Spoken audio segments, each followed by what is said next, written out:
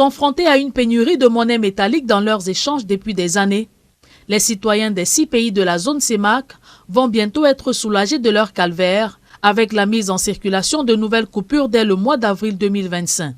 La première mesure de cette décision de cette banque centrale vise à lutter contre le trafic des pièces à l'origine de la rareté dans le circuit économique. Les métaux et les alliages qui ont été utilisés dans cette nouvelle gamme vont permettre à garantir sa sécurité. L'exportation des pièces de 100 francs que nous avons dans la zone pour les exportateurs du fait que les métaux et les alliages ont une valeur marchande beaucoup plus élevée que la même des pièces. En plus de doter cette monnaie divisionnaire d'une texture à même de décourager les réseaux d'exportation illicites vers les pays d'Asie, la BEAC injecte une nouvelle gamme de 200 francs CFA tout en agrandissant le format des coupures d'1 franc, 2 francs, 5 francs, 10 francs et 25 francs, jusqu'ici boudés par les populations du marché de la Communauté économique et monétaire de l'Afrique centrale.